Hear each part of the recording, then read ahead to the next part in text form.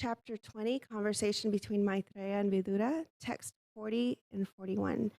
I will give you some time to pull this verse up on your devices as I chant the prayers to our spiritual teachers.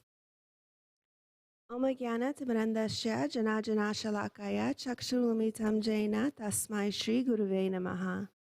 I was born in the darkest ignorance, and my spiritual master opened my eyes with the torch of knowledge. I offer my respectful obeisances unto him. Shri Chaitanya Manovistam Stapitam Jana Bhutale Swayam Rupa Kadamayam Dadati Swa Padantikam. When will Srila Rupa Goswami Prabhupada, who has established within this material world the mission to fulfill the desire of Lord Chaitanya, give me shelter under his lotus feet? Vancha kalpatarubhyascha kripasinubhyavacha patitanam pavanebhyo vaishnavebhyo namo namaha. I offer my respectful obeisances unto the Vaishnav devotees of the Lord. They are just like desire trees and can fulfill the desires of everyone, and they are full of compassion for the fallen conditioned souls. Jai Shri Krishna Chaitanya Prabhu Nityananda Shri Advaita Gadadhar Srivasadi Gaura Bhaktivinoda. I offer my respectful obeisances unto Shri Chaitanya Mahaprabhu, Lord Nityananda, Shri Advaita Gadadhar Pandit, Srivas Thakur, and all the devotees of Lord Chaitanya. Hare Krishna, Krishna Krishna, Hare Hare, Hare Rama, Rama Rama, Hare Hare. I pray that Shri Radha Kalachandji, Srila Prabhupada, and Srila Gurudev use me as an instrument so that their message can flow through me to give me the words to serve the Vaishnavas listening. So today we're reading from Srimad Bhagavatam, Canto 3, The Status Quo, Chapter 20, Conversation between Maitreya and Vidura, texts 40, and then also 41. Please repeat. Shristva bhuta pisachamscha Bhagavan atma tandrina digvashasho mukta keshan viksha chamilayad drishao. Please chant.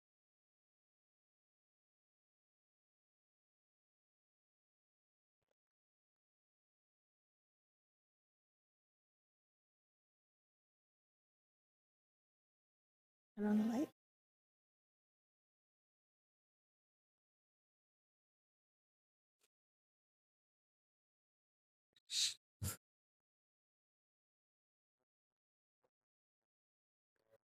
Shrisha bhuta pisachamscha Bhagavan atma tandrina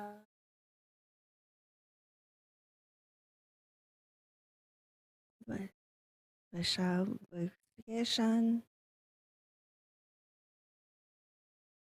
Vikshacha Manimidayasho.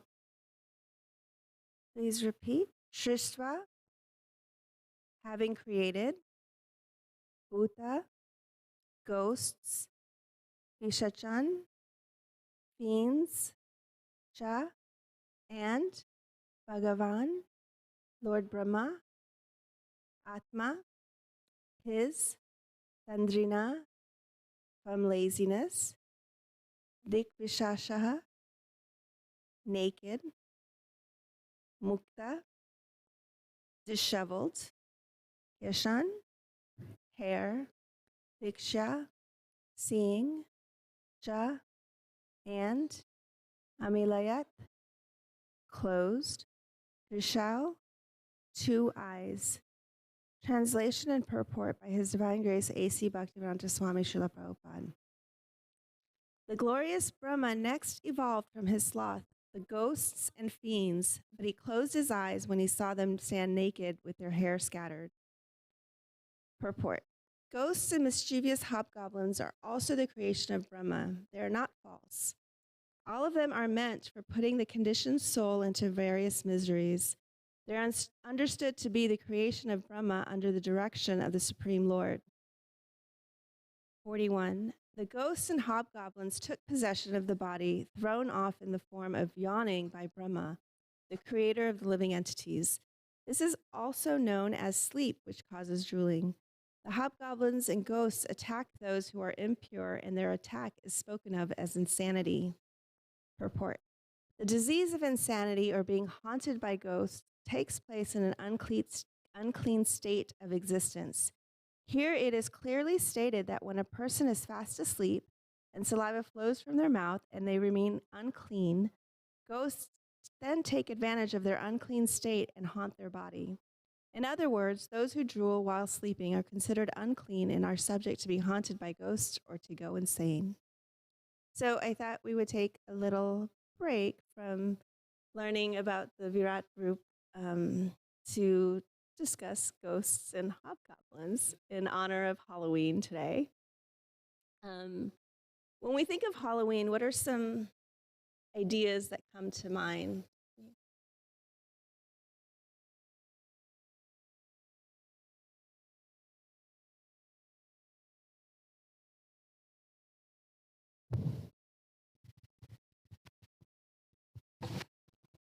Many different things, but I think of jack-o'-lanterns and trick-or-treating and costumes and ghosts and all these kind of decorations that show ghosts and bats and kind of nighttime things. Nighttime scary things, right? Yeah, so actually, Halloween originated from a Celtic festival called Samhain, and it's a religious celebration, actually, and it was meant to welcome the harvest, and so they would create these big bonfires because it was also fall time, and so it was starting to get colder. So they would show their appreciation and gratitude for the harvest by building these big bonfires, and then they would take this bonfire to light their hearths in their home to keep them warm all winter, as well as they would light these, they would wear costumes, scary costumes to ward off ghosts and other evil spirits that might try to haunt them during the winter or try to sabotage the harvest, things like that.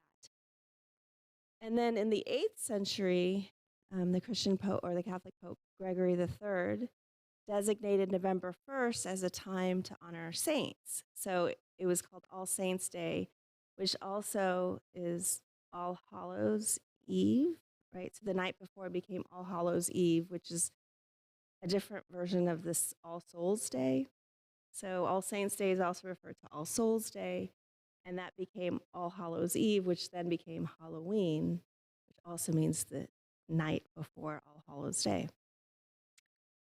And this day incorporated, some of the traditions of the Samhain festival.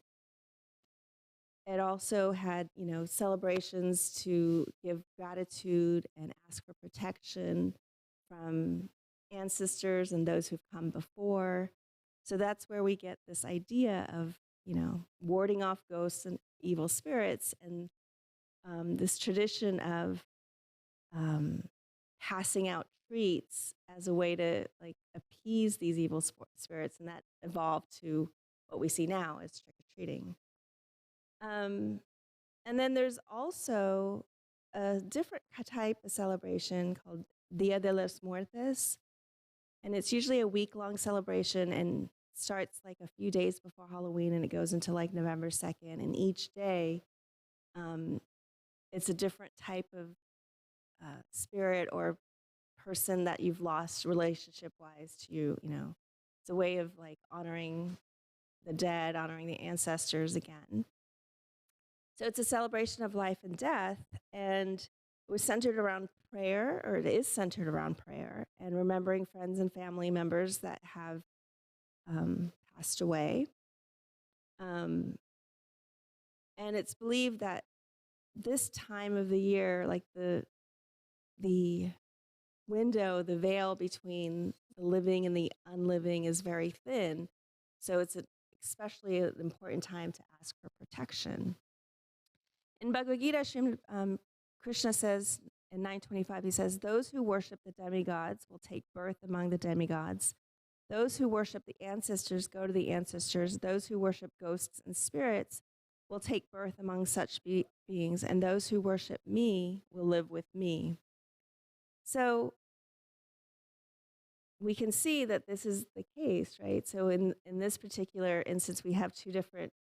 I don't know if so much in these previous festivals they were worshiping ghosts and spirits so much as asking for protection from these evil spirits, and they were more worshiping, I think, the ancestors, those who have come before. But we know, especially based on what we read last week from Srimad Bhagavatam 267, that the Supreme Lord's lotus feet serve as protection from all kinds of fear. So we take this time, or all times of the year, to ask for this kind of protection consistently from Krishna, from the Supreme, the Divine, because we know that He protects us from these evil spirits and provides us with the shelter that we need. There are some other instances where Krishna indicates this, that we are protected by Him and we shouldn't fear in the Bhagavad Gita. In Bhagavad Gita 1866, Krishna says, "Abandon all varieties of religion and just surrender unto me. I shall deliver you from all sinful reactions. Do not fear." So he's saying here that all these other ceremonies and sacrifices and traditions, they're not as important as just surrendering to God, surrendering to the divine. And when we do that, we have nothing to fear. Krishna protects us, God protects us from all of these things. And He provides us shelter during all of these times and for these things.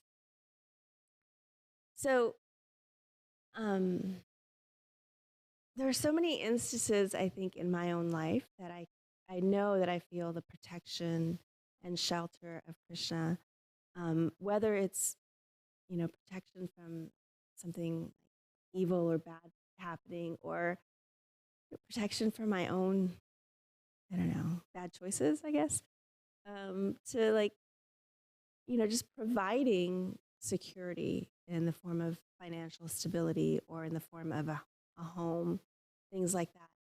One story that comes to mind in terms of protection, and I've told this before, but one time I was driving back. So I was coming home and I'd exited Munger. So if you're on 30 and you exit Munger, that intersection comes up pretty quick as you exit, and most times it's red. So I stopped at that red light, but there was a few cars behind me, so I wasn't that far from the highway, like when people exit off. And at this time, my habit was whenever I'm at a stop sign, I kind of check my messages, pull up my phone, something like that. And at this moment, I didn't do that. I was just paying attention, and I could see in the rearview mirror that there was a car coming at full speed and was trying to brake and was going to hit me. So I kind of braced myself for this impact. And in that moment, it was like this whoosh, and this car jumped up on the side, on the side there's a hill, jumped up on the hill, and it was on the top of the hill. And I could have sworn it was I saw Nrsingadev's hand push the car so that it wouldn't hit me. If somebody may say, well, that was just your imagination, but I felt it and I saw it, and I kind of heard that whoosh sound. And when you looked at it, there was no physical way that car could have, if it tried to swerve, it would have just ended up in the ditch. But to end up on top of the hill was what just happened? And in that moment, it was I knew Krishna was protecting me at every single instance. So I don't know if anyone else has had any kind of experience of feeling Krishna's protection, and if you would like to share.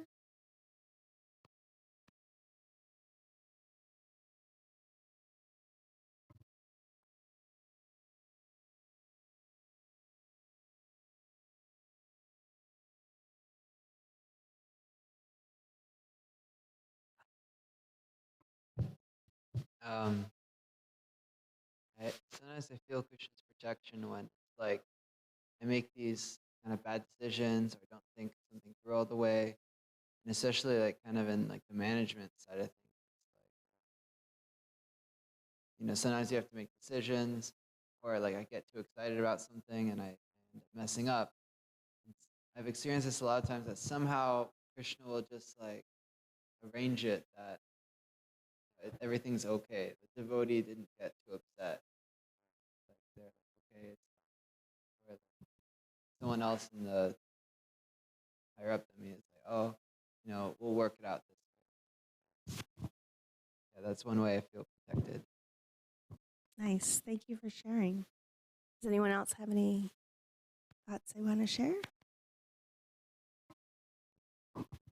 In my opinion, the very fact that Krishna has kindly allowed me to be the part of this movement, and he continues to allow me to associate with the devotees.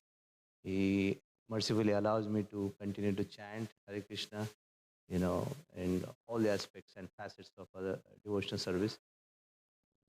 That is. Thank you for sharing. Does anyone else have any thoughts they want to share about Krishna's protection?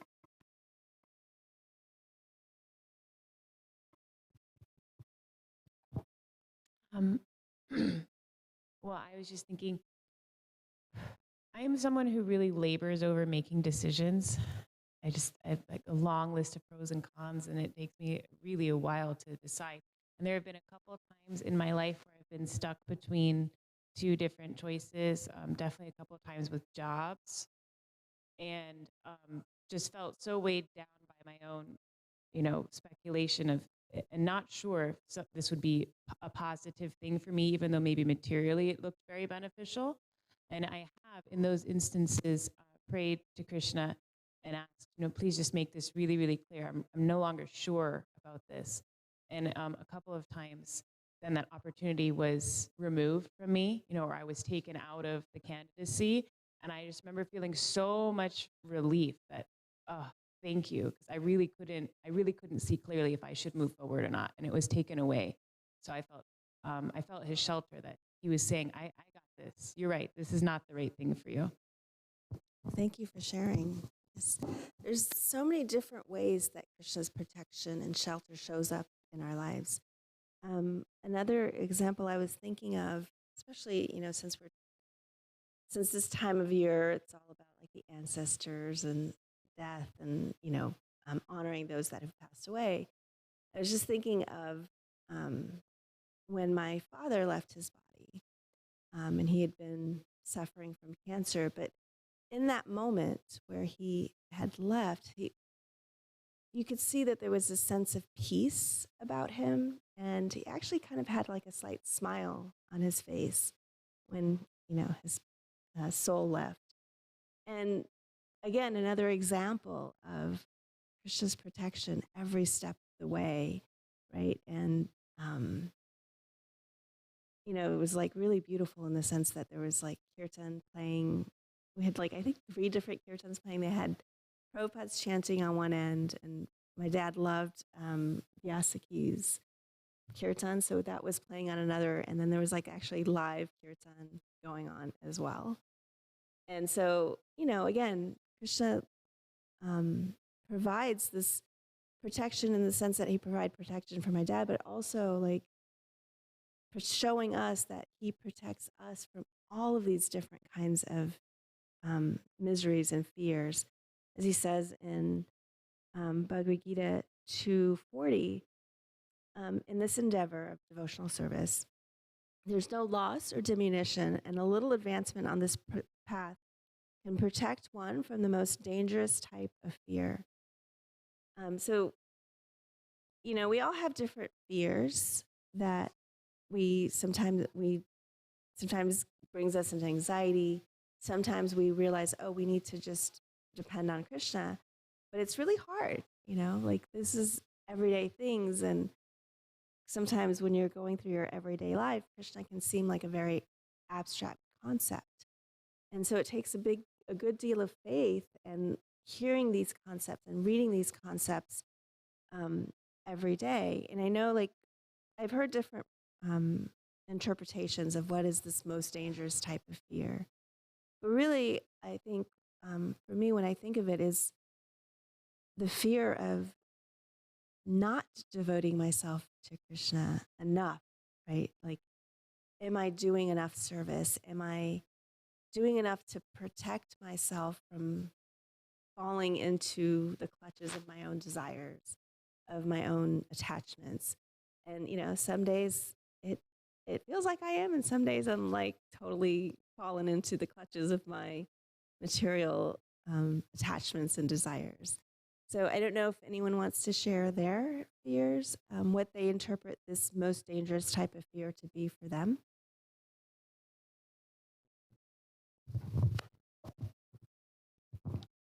We hear from the scriptures and also from through the classes and from these senior devotees that mad elephants often right, offending the devotees of the Lord who are very dear to Krishna. That's the last thing that Krishna can tolerate. Thank you for sharing. Anyone else want to share?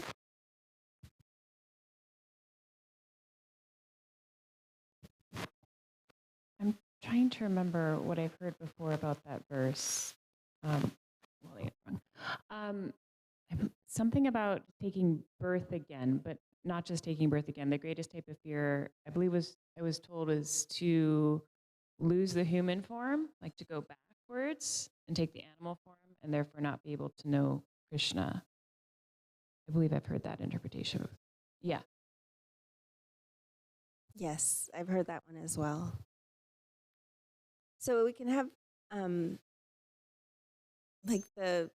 guess that would be a great fear, right? To not even be able to have the consciousness of a human form of life, where we can make these decisions, where we have a little bit more willpower. We're not acting just on instinct.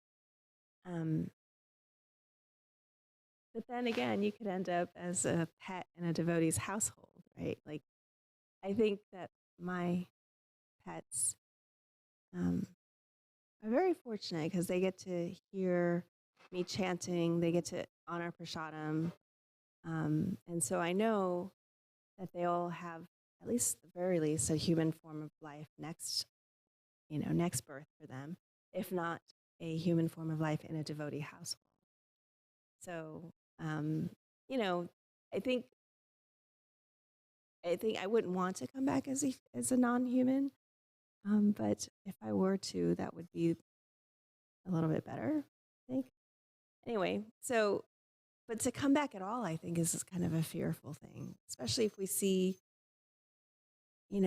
how life has changed in our own lifetimes, and to think about where humanity and Earth and, this life will be in like 50, 60, 100 years. Who knows? And I don't know if we want to take that gamble. So it's really reassuring to read verses like what Krishna is saying is, do not fear. You don't have to worry about all these rituals and religious ceremonies. You just have to surrender. In Bhagavad Gita 1857, he says, in all activities, just depend upon me and work always under my protection. In such devotional service, be fully conscious of me. So again, he's giving us, he's telling us to not fear. We just have to devote ourselves to him. But he also is giving us the means to which to do so. Halloween time usually, and it is again this year, falls within the month of Kartik. And we chant these prayers every evening where we're glorifying these beautiful pastimes of Krishna. And just listening to these prayers, it can give us a great image and vision in which to carry us through our days.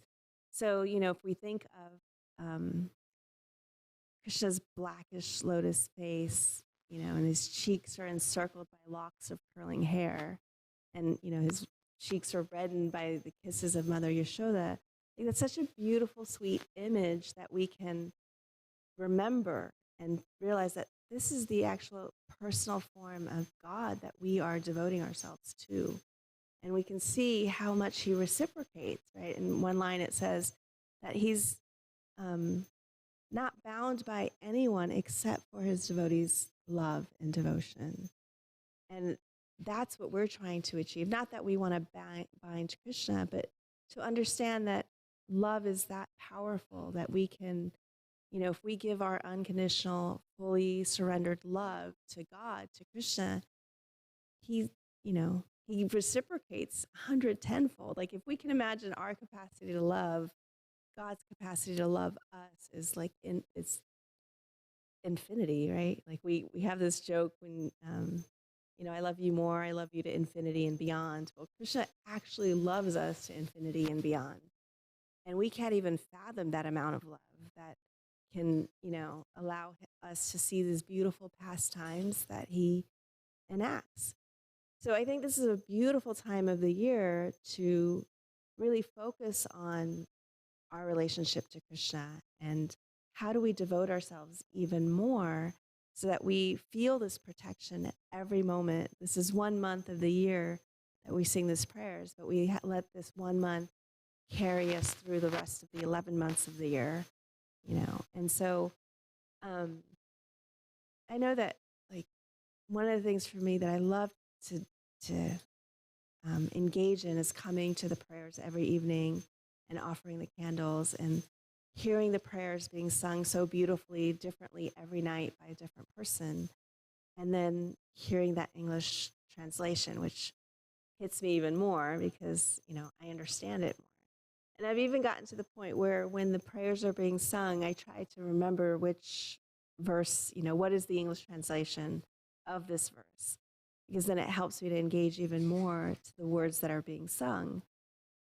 So I know that really gives me a lot of strength. Like these are the images that flash while I'm chanting in mantra meditation, japa. When I'm doing other things, I try to keep these images in my head, right? That's what our prayer is. May these visions constantly remain in my mind. They appear in my heart, right? So what are some things that you feel help you in your endeavor to constantly remember Krishna and depend on him at all times?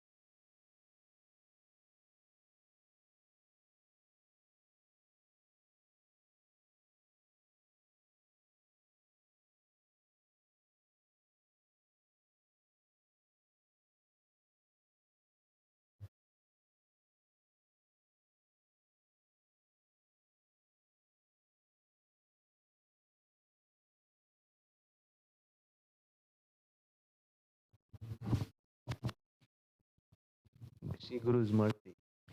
Can you expand on that a little? Guru's mercy is evoked when you follow the instructions of your Guru in a parampara and service to Guru and his mission. That's what evokes the grace and empowerment of Gurudev. And yasa prasadat bhagavad prasad.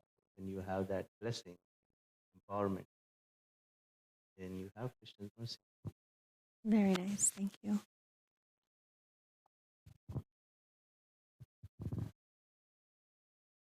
What helps me to remember Krishna? Well, my daughter lately, because I've been trying to teach her, and we made a plan to read together every day. Giriraj Swami's book, I'll Build You a Temple. And so in reading to her every day without fail, I'm learning all these different pastimes about Prabhupada I didn't know. I'm learning more about Giriraj Swami's heart and Prabhupada's heart and the deities in Juhu. And so as I'm moving throughout the rest of my day and week, I'm remembering these pastimes, all because I made the commitment to help her learn more. Thank you for sharing. Does anyone else want to share?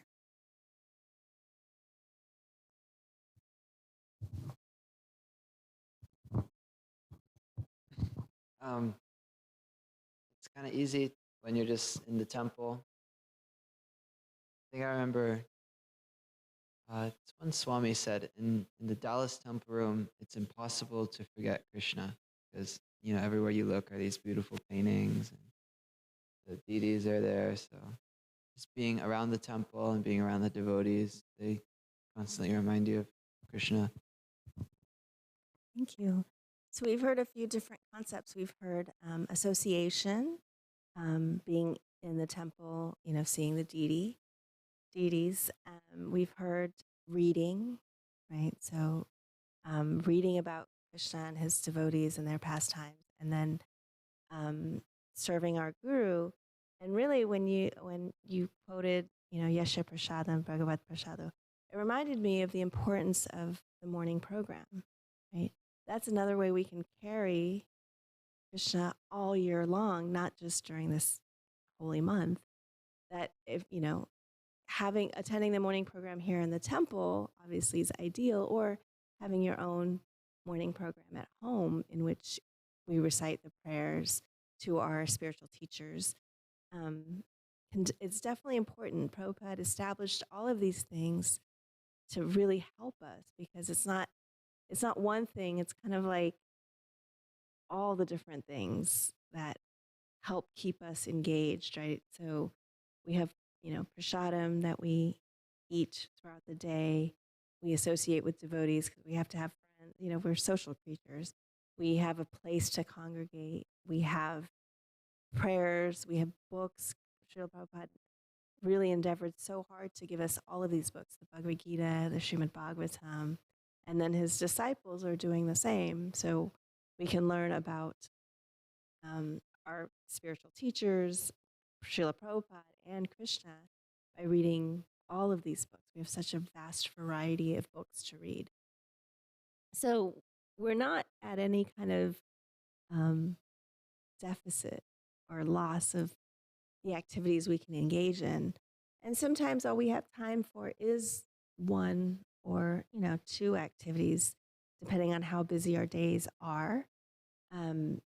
What I do recommend is trying to find some time to read, set aside a small commitment, whether it's 5 minutes, a couple of verses, whatever small commitment that you can make, in addition to, chanting your mantra meditation, japa. We that are fully committed, we take a vow of chanting a certain amount of times. It's 16 times around the beads, which has 108 beads, which can take anywhere from like an hour and a half to 2 hours. Sometimes that can be very overwhelming if you're just thinking of what are some little ways you can add Krishna to your life as an initial go-to. So I always recommend starting with like 1 or 2 rounds, maybe 5-10 minutes each day, and then as time permits, building up. Sometimes you have more time and you can chant more, or sometimes you have less time. So try to find that minimum amount of time that you're going to chant, that minimum amount of time that you want to read. And you'll find that somehow or another it helps create more time. I know that when I'm really good about chanting my rounds first thing in the morning, even though it takes an hour and a half, sometimes 2 hours, I feel like that time I would have just been doing nothing. And now it's like spent productively. And then, later on when I would be like, oh my God, I still have rounds left and it's like 10 o'clock at night or late in the evening, I feel like I have that time free, to engage in other activities. And especially now this month with my schedule being the way it is, it's really important for me to get my rounds chanted in the morning first thing so that I can come and enjoy congregating with everyone in the evenings during these prayers. So, I know for me that sometimes the rest of the year, I may or may not chant first thing in the morning, but during this month, there's this extra strength that I find that allows me, maybe there's extra motivation to get it, to have that. And then like that whole feeling that's carried throughout the day of having the rounds chanted in the morning, it's beautiful. And then you end with the prayers and it's just a beautiful way to spend the day. So I don't know if you have any tricks or tips on how you chant, get some of your rounds chanted that you want to share.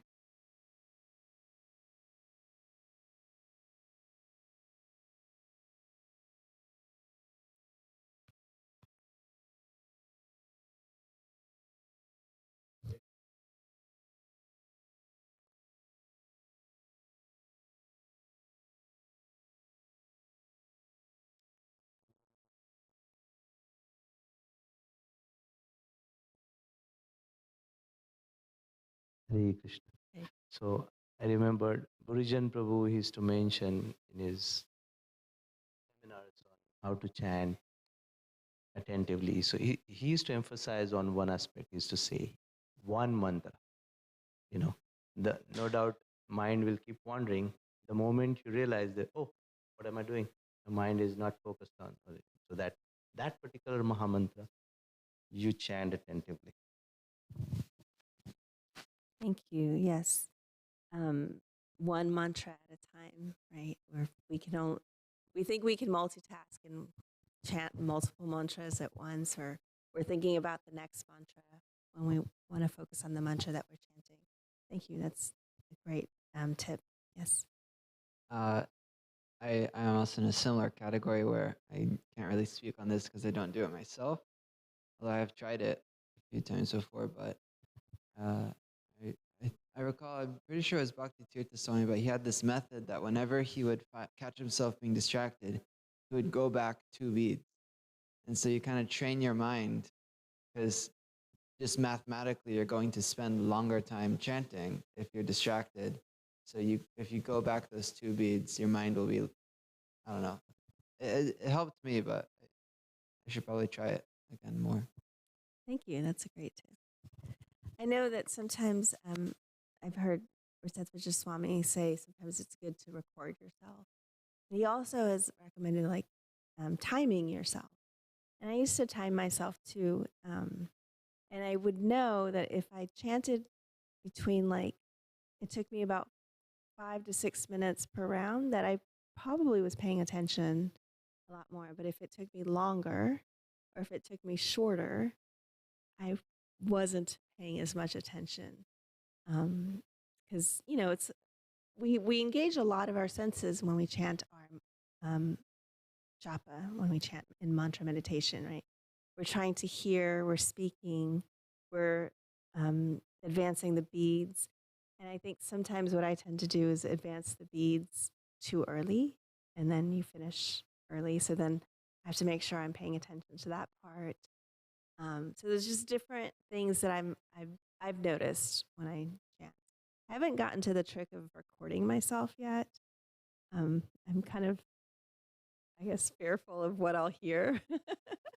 So I guess it's probably important for me to do so, right? Sometimes they say the things that you don't want to do is sometimes the most important things to do. So yes, thank you for sharing. Anyone else want to share? Or do you have any questions or other realizations you want to share?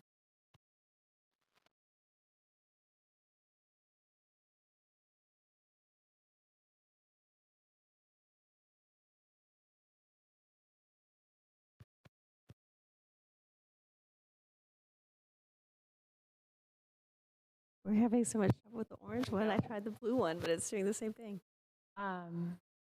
These are all wonderful things. But one thing I even said to my husband recently, like in the last couple of weeks, is Giriraj Swami Maharaj, he goes live on Facebook to chant japa. And I know even when he's here, he invites people to come to his room and chant with him. And I said to my husband, I said, wow, I love how when it's so bad, but I love how when Maharaj chants, he takes his time. It takes him so much time to finish. He takes a pause between Hare Krishna and Hare Rama. And I thought, I never do that. I never just relish the chanting. I'm always like, I got to get it done. I got to get it done. So that is a realization that I had. Thank you for sharing. Yes, that's very important.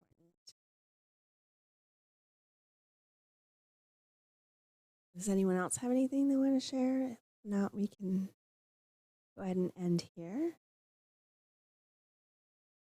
All right. Tirantara Srimad Bhagavatam ki jai.